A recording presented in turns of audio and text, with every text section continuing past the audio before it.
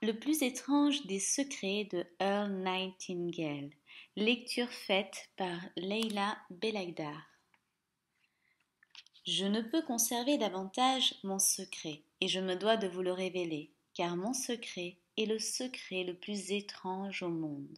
Il n'y a pas si longtemps, lors d'un interview donné à Londres, un journaliste a posé cette question à Albert Schweitzer, éminent docteur et prix Nobel.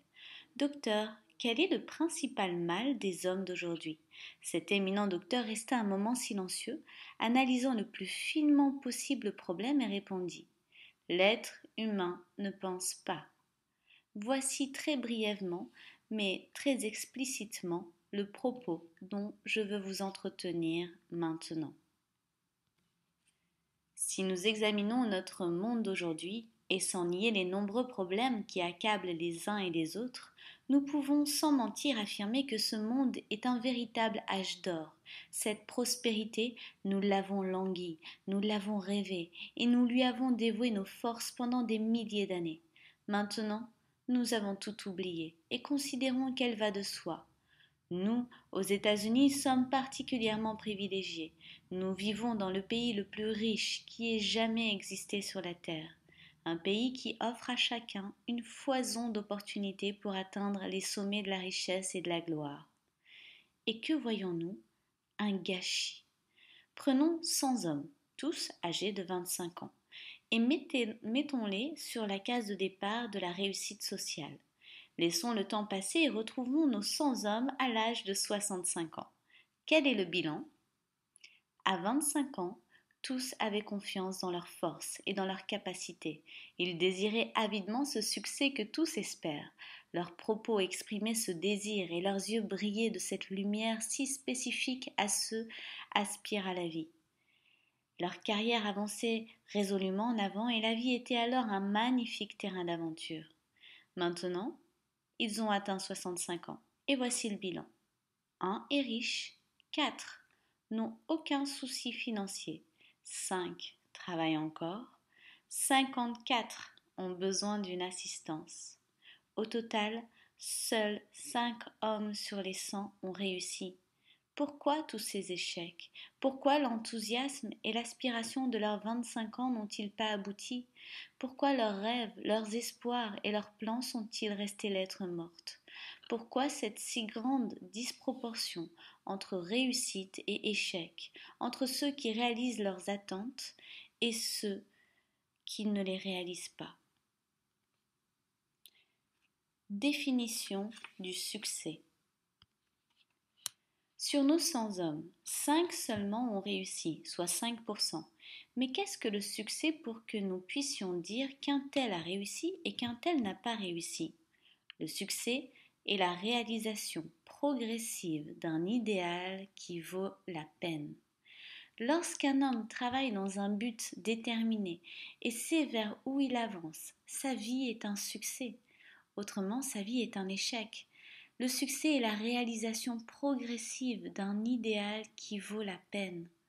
Rollo May, un psychiatre réputé, a écrit un livre merveilleux, Man's Search for Himself, ou L'homme à la recherche de lui-même. Dans ce livre, il écrit: Dans notre société, l'opposé du courage n'est pas la poltronnerie, mais la conformité. Conformité, voilà le drame de notre époque.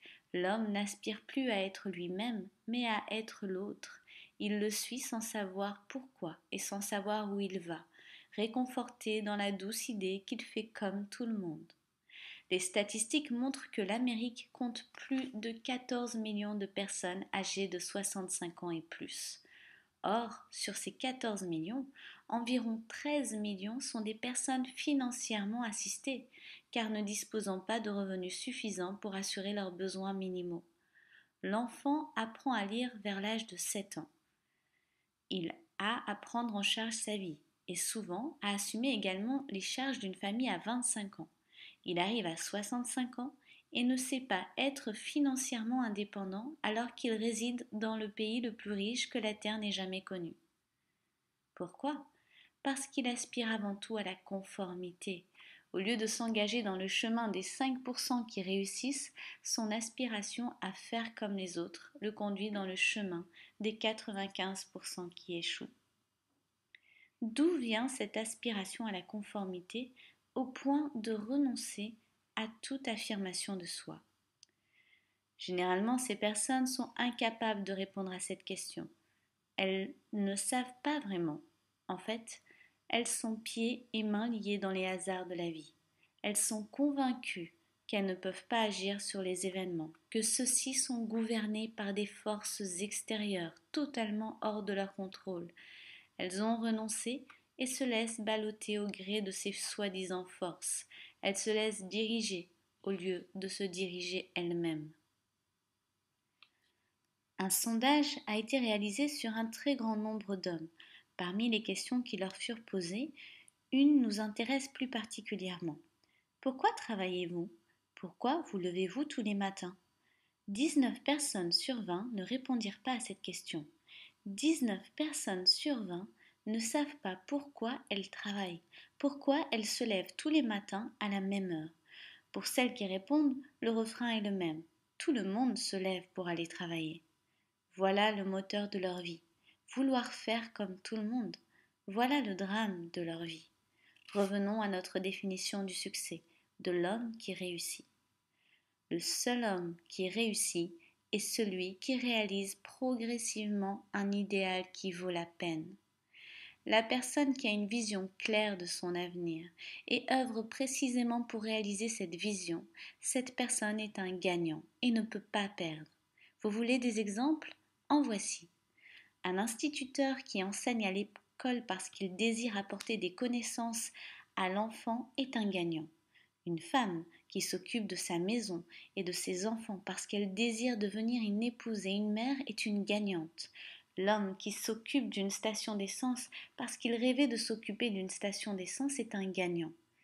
Un vendeur qui aspire à devenir un excellent vendeur et voir l'entreprise qu'il emploie prospérer est un gagnant.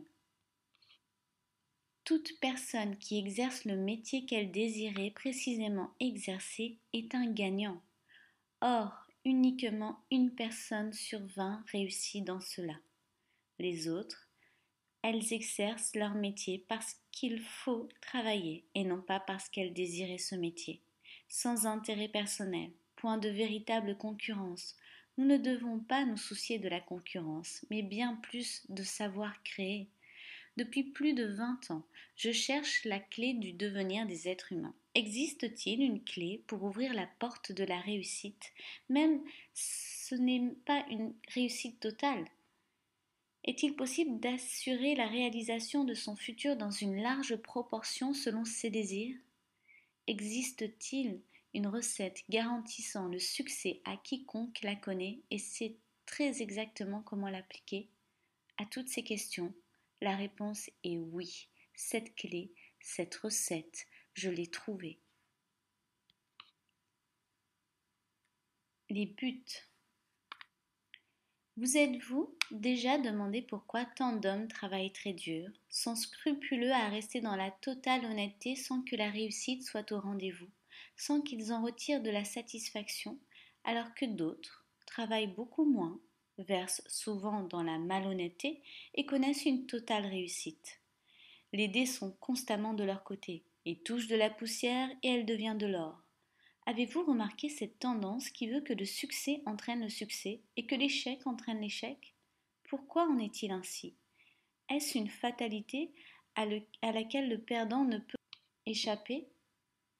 Non, nulle fatalité, nulle bonne ou mauvaise étoile. Simplement, le gagnant gagne parce qu'il s'est fixé des buts et le perdant perd parce qu'il ne s'est fixé aucun but. Si vous savez où vous allez, vous y arrivez. Si vous ne savez pas où vous allez, vous errez et n'arriverez nulle part. Cette situation est comparable à celle de ce bateau qui s'apprête à quitter le port pour une destination connue, selon un itinéraire tracé très précisément. Le capitaine et l'équipage connaissent toutes les escales, la durée pour atteindre chacune d'elles et savent quand ils atteindront leur destination finale. Le but est posé, il est clair et précis.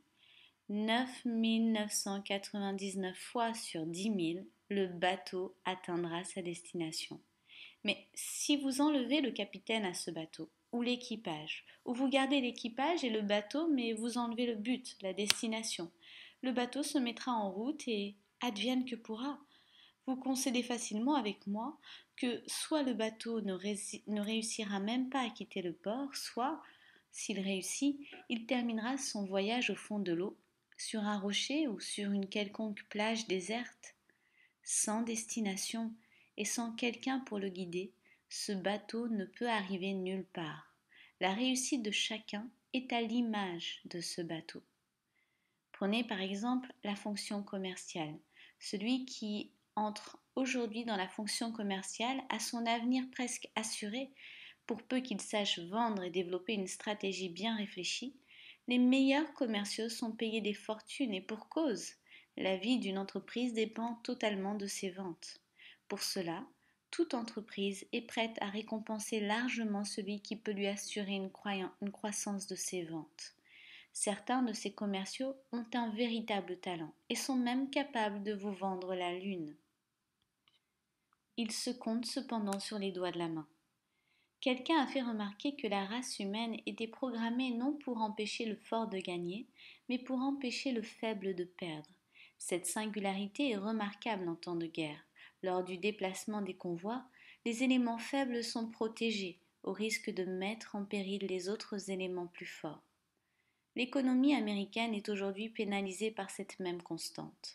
Fonctionnant au ralenti afin de protéger ses citoyens les plus faibles, à l'instar des véhicules rapides de convoi forcés de réduire leur vitesse pour permettre aux véhicules plus lents de rester avec le convoi.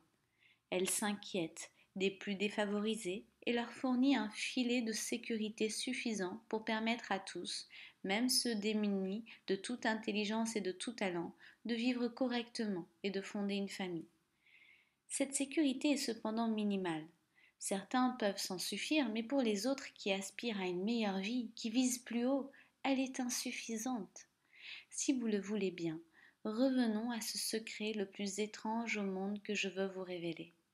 Pourquoi les hommes armés d'un but réussissent-ils dans la vie et ceux vides de tout but échouent? La réponse à cette question est fondamentale, et pour celui qui la comprend dans toute sa signification et toutes ses conséquences, elle peut changer radicalement et immédiatement sa vie. Cette vérité est si forte et si éclatante qu'elle éclaircit les avenirs les plus sombres et les cieux les plus couverts. Elle chasse tous les nuages et pose pour toujours le sceau de la bonne chance sur celui qui l'adopte, la fait sienne. Tous vos désirs se réalisent subitement, sans les problèmes, les inquiétudes et les anxiétés qui minaient vos forces jusqu'à présent. Vos craintes appartiennent bel et bien au passé. Voici cette clé du succès et de l'échec. Nous réalisons ce à quoi nous pensons. Répétez plus fort. Nous réalisons ce à quoi nous pensons. Notre histoire a connu de nombreux sages, enseignants, philosophes et prophètes qui se sont affrontés sur diverses idées, mais jamais sur celle-ci. Tous, sans exception, s'accordent sur l'influence des pensées dans la réalisation de la vie de l'homme. Marcus Aurelius, grand empereur romain, a dit « La vie d'un homme est forgée par ses pensées ». Disraeli a dit « Tout arrive à celui qui sait attendre. Après de longues méditations, je suis arrivé à la conclusion que l'homme qui se fixe un but l'atteint tôt ou tard, car rien ne peut résister à une volonté forte qui se bat pour sa réalisation. » Ralph Waldo Emerson a dit « L'homme devient l'objet de la pensée qui accapare son esprit. » William James a dit « La plus grande découverte de ma génération est la capacité des êtres humains à changer leur vie par un simple changement d'esprit. »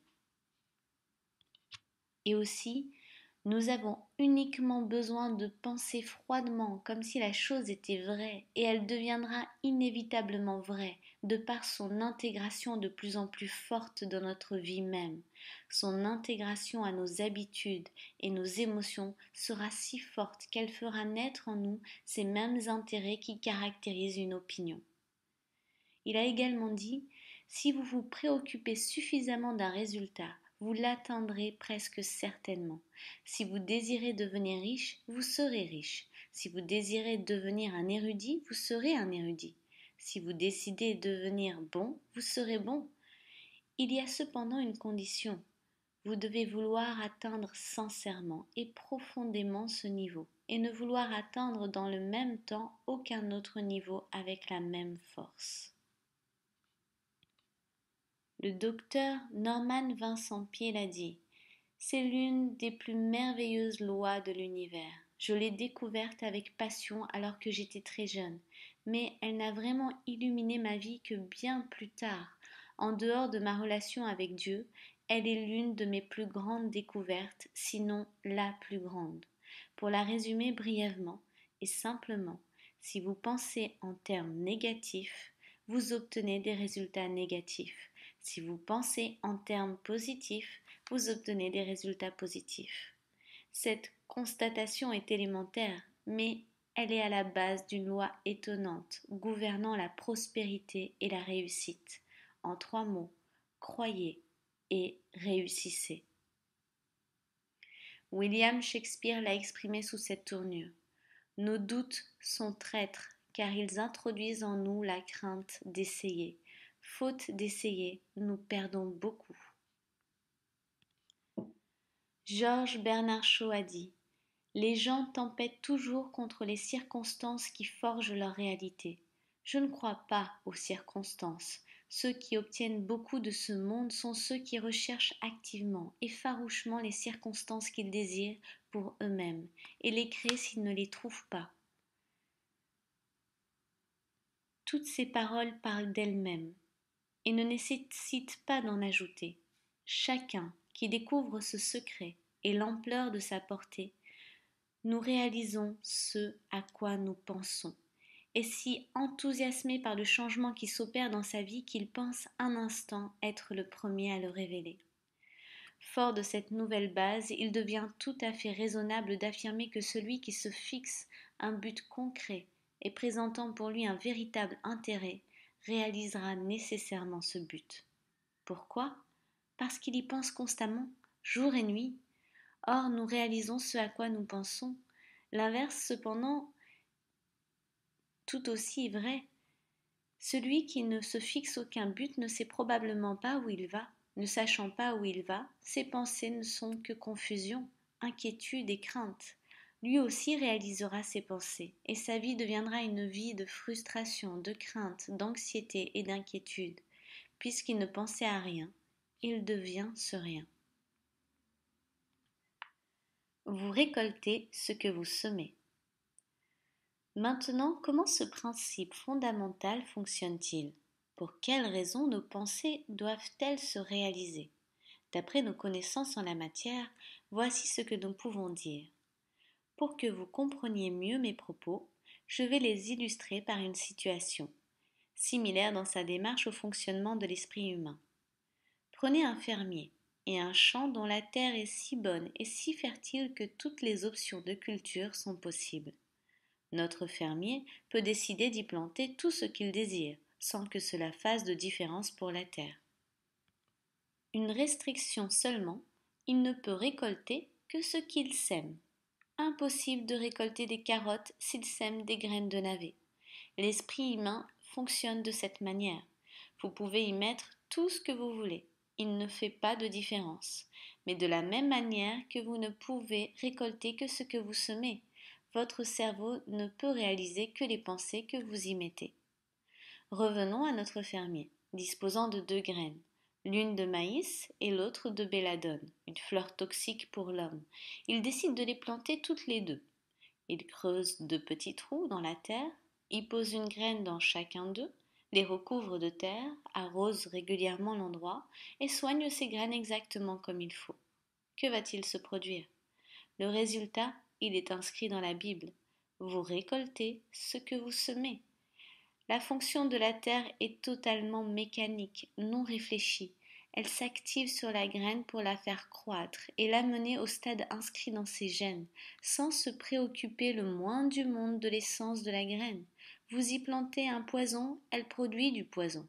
Vous y plantez du maïs, elle produit du maïs. Notre fermier obtiendra finalement un plant de maïs et un plant de belladone, exactement ce qu'il avait planté. Certes, l'esprit humain est bien plus fertile, incroyable et mystérieux que la Terre, mais il s'y apparente dans son fonctionnement.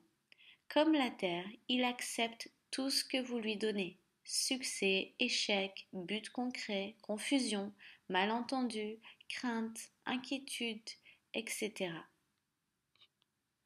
Mais il produit uniquement à partir de cette matière première. Vous récoltez ce que vous semez.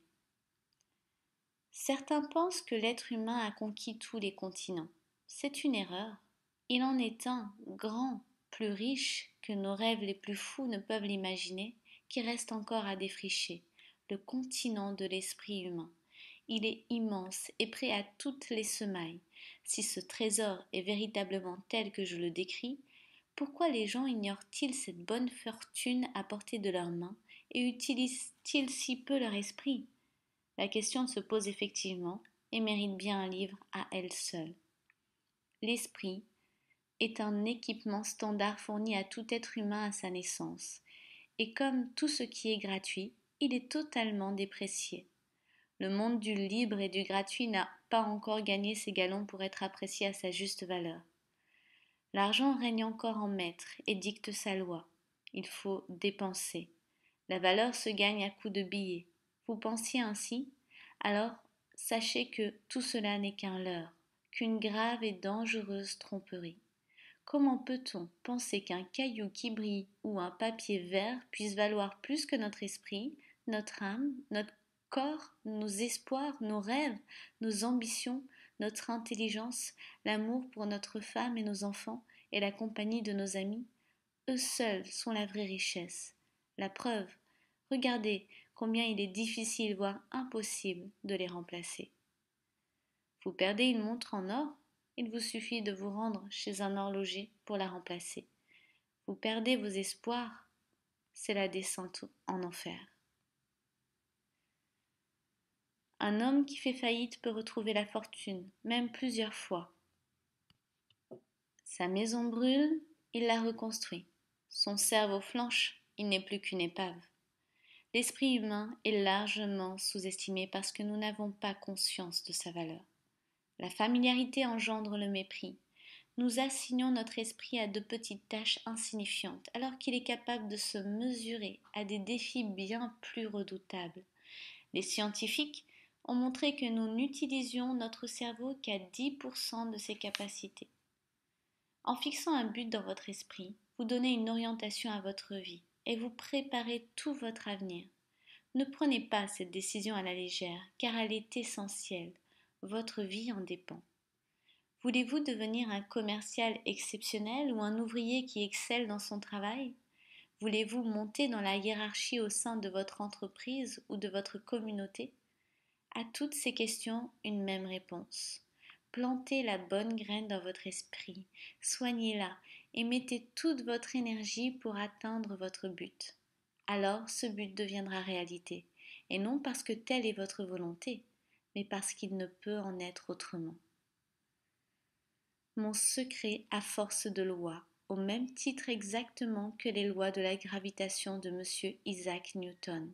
Si vous ne doutez pas qu'une personne qui saute dans le vide depuis le dernier étage d'un immeuble s'écrasera inévitablement au sol, en vertu du principe de la gravitation qu'un corps descend et ne monte pas, vous ne pouvez pas douter qu'une personne qui se fixe un but et s'y emploie de toutes ses forces l'atteindra. Les lois de l'univers et de la nature fonctionnent toujours, car elles sont immuables. Pensez à votre but d'une manière détendue et positive. Imaginez que vous l'avez déjà réalisé. Imaginez-vous ce que sera votre vie lorsque vous aurez atteint votre but. Nous vivons à l'âge du phénobarbital, des ulcères et des dépressions nerveuses. Alors que la recherche médicale a considérablement relevé le niveau de la santé et de la longévité dans le monde, un trop grand nombre rabaisse ce niveau, en voulant faire face à leurs soucis de leur propre petite manière, sans tenir compte de quelques grandes lois qui pourraient tout résoudre. Ces drames, nous en sommes les responsables directs, car nous arbitrons les pensées qui les provoquent. Nous sommes le reflet de nos pensées. Nous sommes ce que nous sommes, puisque c'est exactement là où nous voulions être. Certains ne veulent pas admettre cette vérité, mais il n'en demeure pas moins que c'est la vérité. Chacun mange uniquement les fruits de ses pensées. Son futur n'est que la réalisation de ses pensées d'aujourd'hui, de demain, du mois prochain, de l'année prochaine. Notre vie est constamment guidée par notre esprit. Alors que je traversais l'Arizona en voiture, je vis l'un de ces véhicules monstrueux utilisés dans la construction se traînant à quelques 50 km à l'heure sous la charge de 20 tonnes de saleté. Un véhicule énorme et incroyable. Tout en haut, un homme petit de taille, les mains posées sur le volant, guidait et contrôlait le monstre. Cette image m'a frappée tant elle caractérisait l'esprit humain. Supposez un instant que c'est vous qui conduisez ce monstre de puissance. Vous êtes seul maître à bord et libre à vous de croiser les bras et laisser la bête aller s'enfoncer dans le premier fossé venu, ou vous agrippez fermement au volant pour la mener à bon port et l'utiliser pour le but que vous vous êtes fixé. La machine fera très exactement ce que vous lui direz. Cette loi du succès est une épée à double tranchant, totalement contrôlée par nos pensées. D'un côté, elle vous procure succès, richesse, bonheur et tout ce que vous avez jamais rêvé pour vous et votre famille. D'un autre côté, elle vous enfonce dans les échecs, la pauvreté, le malheur et toutes les difficultés qu'on ne souhaite à personne. À vous seul de décider quel tranchant de l'épée vous voulez utiliser, le bon ou le mauvais. Nous devenons ce à quoi nous pensons. C'est le secret le plus étrange au monde. Pourquoi est-il étrange et pourquoi est-il un secret? En fait, ce n'est pas du tout un secret, puisqu'il était déjà connu des premiers sages et apparaît à plusieurs reprises dans la Bible. Il a été cependant si peu appris et si peu compris qu'il mérite son nom de secret et son qualificatif d'étrange. Je ne crois pas me tromper en affirmant que si vous vous rendez dans la principale artère de votre ville et demandez à chacun que vous rencontrez quel est le secret du succès, tout au plus une personne dans tout un mois vous répondra mon secret. Ce secret n'a cependant de valeur que pour celui qui le comprend et l'applique. À partir de ce moment, sa vie change radicalement, et avec elle la vie de tous ceux qui l'entourent, sa famille, ses employés, ses associés et ses amis. La vie doit être vécue comme une aventure passionnante, et non comme un fardeau qui vous gêne, tant que vous ne demandez qu'à en débarrasser. Nous devons œuvrer pour qu'elle soit une source de joie, et non une source d'ennui. Nous devons être contents de sortir du lit le matin, contents de nous rendre au travail et non rechigner à l'un et à l'autre. Lors de l'un de ses discours, George Patterson, rédacteur en chef du quotidien Toledo Daily Blade, a conçu dans ces mots que je n'ai jamais oubliés. Toutes ces années dans le journalisme m'ont convaincu de plusieurs choses. 1. Que les gens sont fondamentalement bons. 2. Que nous venons de quelque part et nous nous dirigeons vers quelque part. À nous de vivre au mieux ce passage. L'architecte de l'univers n'a pas construit un escalier ne menant nulle part. Programme de 30 jours pour tester le secret le plus étrange. Comme je ne doute pas que nombre d'entre vous doutent de mes belles paroles, je vous propose de les vérifier par vous-même, de toucher de vos doigts les énormes bénéfices que vous pourrez en tirer. Le test dure 30 jours, et je le concède, est loin d'être facile. Mais si vous persévérez et le mettez très exactement comme je vous le demande, sans chercher à tricher dans quoi que ce soit, il changera complètement votre vie pour le meilleur. Au XVIIe siècle, Sir Isaac Newton, mathématicien et philosophe anglais, nous transmis des lois de la physique s'appliquant autant aux êtres humains qu'aux mouvements des corps dans l'univers. L'une d'elles nous apprend que chaque force engendre une force égale, mais opposée. Transposée dans notre vie quotidienne, elle devient chaque chose se paie le juste prix. Le résultat de ce test sur 30 jours sera très exactement proportionnel à l'effort que vous y consentirez pour le réussir. Vous voulez être docteur? Vous devez y consacrer de longues années d'études difficiles. Vous voulez réussir à vendre? Attention, ne pensez pas que ce talent n'est nécessaire qu'à celui qui désire vendre des radiateurs ou des parapluies. Nous y faisons constamment appel, que ce soit pour convaincre notre famille de nos idées, convaincre l'école de nos enfants de notre système éducatif, convaincre nos enfants d'être honnêtes dans la vie, convaincre nos employés de donner davantage d'eux-mêmes, car convaincre c'est vendre. Changer sa vie pour une vie meilleure se paie également. Quel en est le prix? D'abord, vous devez comprendre et être convaincu qu'au plus profond de vos sens et de votre intellect, que celui qui contrôle ses pensées contrôle sa vie. Vous devez être totalement convaincu que on ne récolte que ce que l'on sème. Ensuite, vous devez enlever toutes les entraves qui empêchent votre esprit de s'élever, d'exprimer sa puissance, conformément au plan divin qui en a voulu ainsi. Vous devez prendre conscience que vos limitations n'existent qu'en vous, alors que les opportunités de réussir sont en fait tellement nombreuses qu'il est difficile d'y croire. Vous devez vous libérer des chaînes de la mesquinerie et des préjugés. Ceci fait, vous devez vous efforcer d'aborder tous vos problèmes sous un aspect positif. Fixez-vous un objectif et laissez votre merveilleux esprit y penser sous tous les angles possibles. Laissez votre imagination spéculer librement sur les solutions possibles. Refusez de croire qu'il puisse avoir des circonstances suffisamment fortes pour s'opposer à l'accomplissement de votre but. Dès que le chemin est clairement tracé dans votre esprit, agissez promptement et résolument.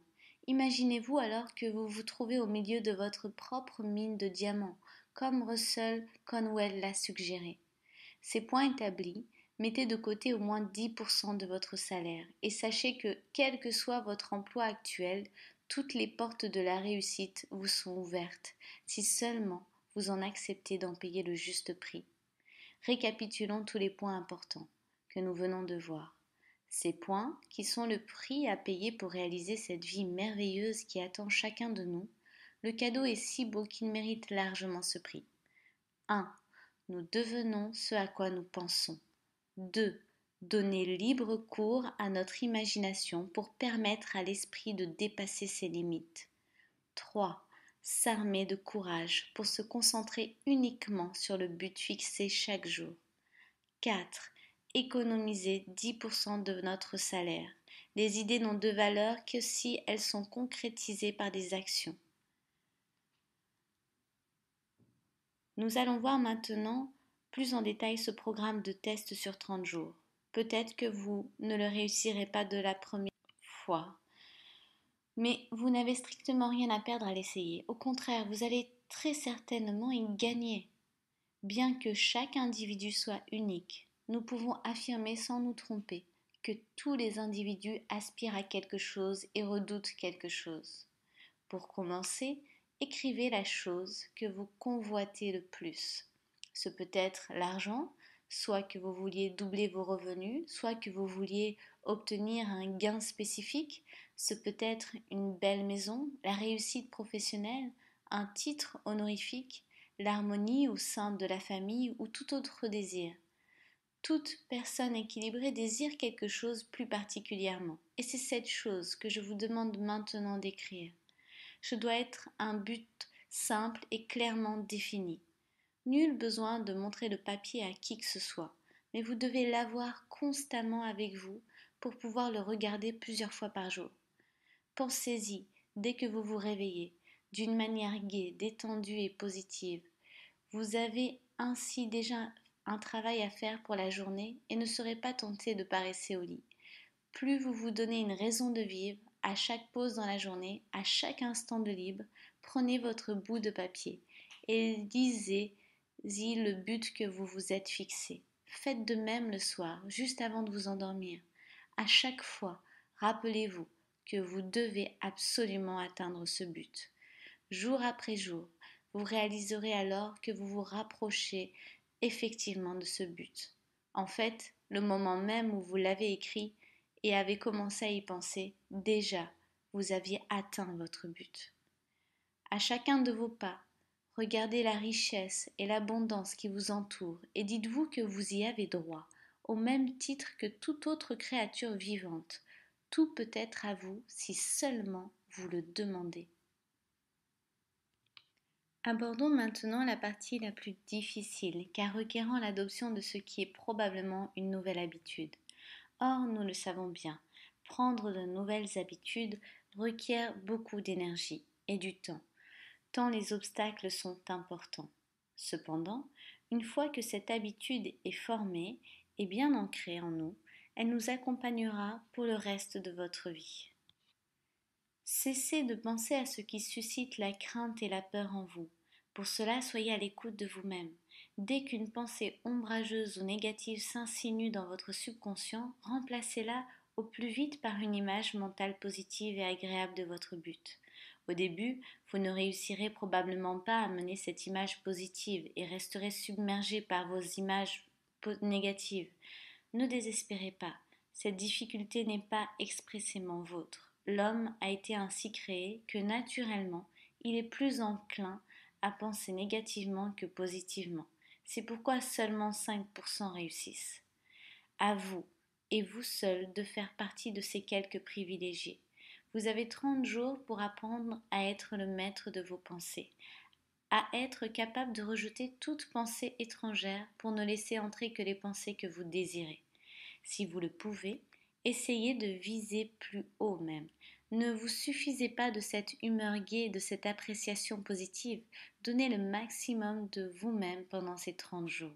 Dépensez sans compter, fort de la conviction que plus vous donnez et plus vous recevez. À la seconde même où vous fixez un but, déjà, vous avez gagné la partie. Vous appartenez déjà à cette petite catégorie de privilégiés qui savent où ils se dirigent dans la vie. Sur 100 personnes, vous vous situez parmi les 5 premiers. Ne vous préoccupez pas exagérément sur la manière d'atteindre votre but. Laissez ce souci à une puissance bien supérieure à la vôtre. Employez-vous uniquement à avoir une vision claire et précise, idée de votre but, et les réponses vous arriveront en temps et en lieu voulu. Rappelez-vous ces mots. Mettez-les constamment devant vos yeux pendant ce mois de test. Demandez et vous recevrez. Recherchez et vous trouverez. Frappez à la porte et elle s'ouvrira. Celui qui demande reçoit. Celui qui cherche trouve. Celui qui frappe à la porte la verra s'ouvrir. Voilà, c'est aussi simple et merveilleux que cela. C'est même si simple que pour nous qui vivons dans un monde apparemment compliqué, nous ne pouvons pas admettre que la réussite puisse se ramener uniquement à la définition d'un but et la foi dans sa réalisation. Vous avez 30 jours pour vous prouver le contraire. Vous vendez? Mettez-y toute votre ardeur, même sans agitation ni précipitation incontrôlée. Votre action doit être calme, confortée par la joie de celui qui sait que le temps bien employé lui procurera avec abondance ce qu'il attend et désire. Si vous êtes une femme au foyer, consacrez ces 30 jours à votre maison, à votre famille, sans penser recevoir quoi que ce soit en retour. Vous serez stupéfié de voir comment votre vie s'améliorera. Quel que soit votre travail, exécutez-le comme jamais vous ne l'avez fait jusqu'à présent. Si, pendant ce même temps, vous gardez constamment en tête votre but et le lisez sur la note que vous avez écrite, vous verrez votre vie changer de jour en jour, à votre grand étonnement et émerveillement. Dorothy Abrams, rédactrice et auteure de renom, a expérimenté ce secret pour elle-même et raconte son expérience à la fin de son livre. Wake up and live, réveille-toi et vis. Toute sa philosophie se résume à ces quelques mots. Œuvre dans la totale conviction que tu ne peux échouer. Pour avoir mis en application sa philosophie avec sincérité et foi, Dorothy Abrams va maintenant de succès en succès. Si vous voulez réussir votre test sur 30 jours, surtout ne commencez pas sur un coup de tête, mais uniquement après une décision mûrie et réfléchie pour ne pas abandonner au premier obstacle, à la première déconvenue. La persistance est exigée et point de persistance sans foi. Pour continuer une action qui n'apporte pas immédiatement les résultats escomptés, la foi dans la réussite finale est indispensable. Si vous échouez pendant ces 30 jours, et j'entends par là que vous réalisez soudainement que vous êtes accablé de pensées négatives, remettez les compteurs à zéro et recommencez. Effacez ces mauvaises idées. Attendez que les pensées positives reviennent à votre esprit et à partir de là, commencez une nouvelle période de 30 jours. Un nouveau comportement ne peut pas prendre la force d'une habitude en un ou quelques jours. Persévérez jusqu'à terminer une période de 30 jours, sans faute, et gagnez votre place au sein de cette merveilleuse minorité, pour qui pratiquement rien n'est impossible. N'oubliez pas votre note de rappel. Elle est essentielle à la réussite de vos 30 jours de test. D'un côté, écrivez votre but, quel qu'il puisse être. De l'autre côté, écrivez ces mots. Demandez et vous recevrez. Cherchez et vous trouverez. Frappez et la porte s'ouvrira. Profitez de vos moments libres pour lire des livres susceptibles de vous aider, de vous encourager. Par exemple, la Bible, Magie de la croyance par Claude Bristol, Le pouvoir de la persuasion de Napoléon Hill et bien d'autres encore. Toutes les grandes œuvres requièrent une inspiration.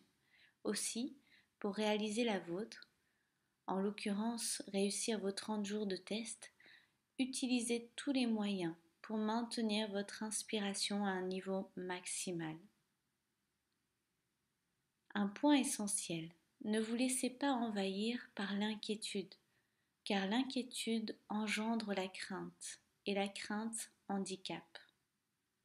Or, au début, le danger est grand que vous vous inquiétez devant tout ce que vous avez à accomplir.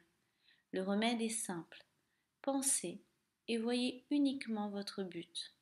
Le détail de sa réalisation se présenteront d'eux-mêmes à vous.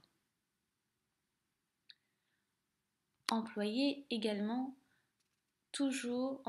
également à toujours rester calme et gai. Faites fi des petits riens, ne les laissez pas tout gâcher, ne laissez pas vous détourner de votre chemin. Face à la difficulté de réussir ces 30 jours de test, certains en viendront à désespérer pour finalement se résoudre. À quoi bon tous ces tracas, diront-ils. Ces personnes doivent réaliser qu'elles n'ont pas d'alternative. C'est cela ou l'échec. Préférez-vous rester un individu médiocre? Préférez-vous vivre dans les soucis, la crainte et la frustration? N'oubliez pas que vous récoltez ce que vous semez. Si vous semez des pensées négatives, vous récoltez la négativité. Si vous semez des pensées positives, vous récoltez la gaieté, la réussite et la positivité. Maintenant, le temps passant, vous allez probablement oublier tout ce que vous venez d'entendre. Pour garder ce souvenir bien vivant, relisez plusieurs fois ce livre. Pensez sans cesse à ce que vous devez faire pour que cela devienne une véritable habitude. Réunissez régulièrement votre famille pour, tous ensemble, lire mon propos. La plupart des hommes affirment haut et fort vouloir faire de l'argent. Les seuls qui font de l'argent sont ceux qui travaillent à l'hôtel des monnaies. Les autres ne peuvent que gagner de l'argent. Cette différence échappe à beaucoup, d'où leurs échecs. Ils ne recherchent rien, n'offrent rien. Cela n'est pas et ne sera jamais la bonne manière pour gagner de l'argent. Nulle autre alternative que celle de fournir des services ou des produits nécessaires et utiles. En échange de ces produits et services, d'autres donnent de leur argent.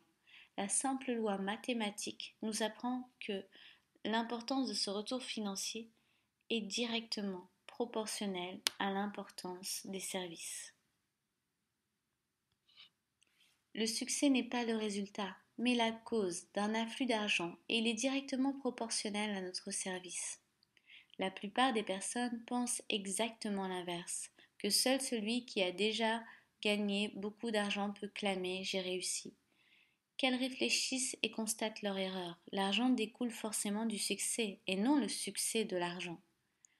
Revenez à l'époque du chauffage au bois et supposez qu'un homme s'assoit devant son chauffage et lui dise: chauffe et uniquement ensuite je t'ajoute du bois. Stupide, n'est-ce pas?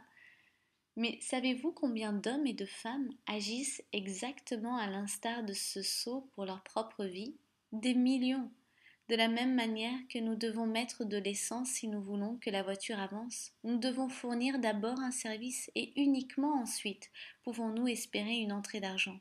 Notre souci premier ne doit pas être l'argent, mais le service. Occupez-vous seulement à construire, travailler, rêver et créer. La prospérité et l'abondance viendront d'elles-mêmes en leur temps. La prospérité est fondée sur la loi de l'échange mutuel stipulant que toute personne qui contribue à la prospérité connaît à son tour la prospérité. Celle-ci proviendra soit des bénéficiaires directs de son service, soit d'autres personnes, mais forcément, elle lui arrivera. Chaque action génère une action égale et opposée. Pendant votre période de 30 jours, rappelez-vous que votre succès dépend directement de la qualité et de la quantité de votre service. Comment les mesurer? Par la quantité d'argent que vous recevez en contrepartie. Personne ne peut devenir riche sans enrichir les autres. Une loi ne souffre d'aucune exception. Pensez à tous les métiers que vous trouvez dans une ville et essayez d'évaluer la quantité de services de chacun. Exercice très intéressant, n'est-ce pas? Certains évoluent dans le domaine spirituel, tels les ministres, les religieux et autres personnes qui dévouent envers les autres, et elles aussi reçoivent en proportion de leurs services. Si vous avez compris cette loi, vous pouvez aisément fixer votre propre fortune. Vous voulez davantage, offrez davantage. Vous voulez moins, offrez moins. C'est le prix que vous devez payer pour obtenir ce que vous voulez.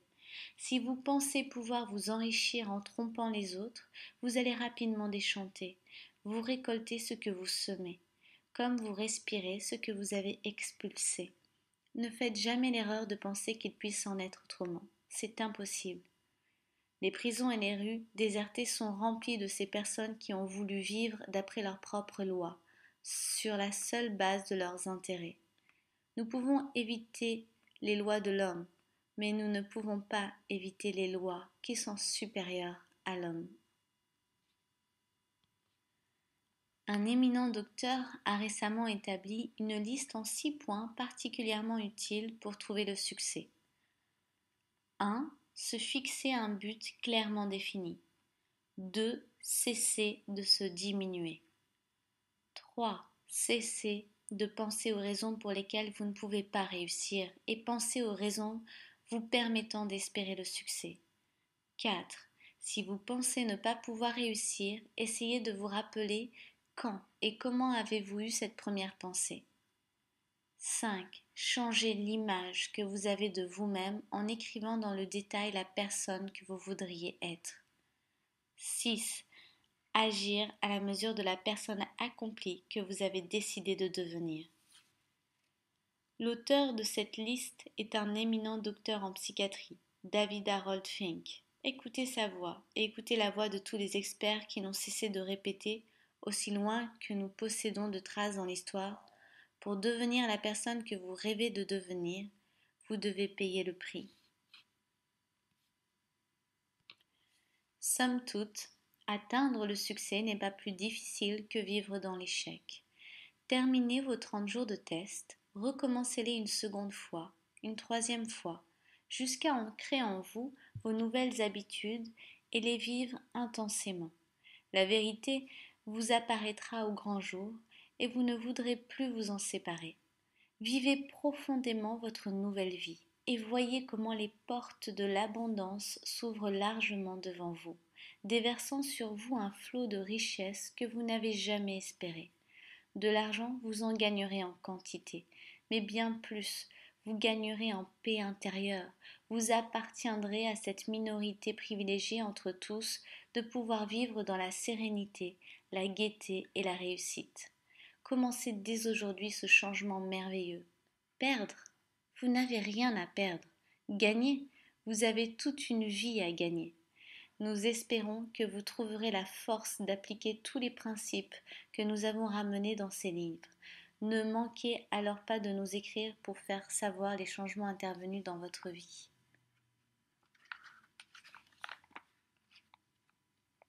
Fin. Le plus étrange des secrets.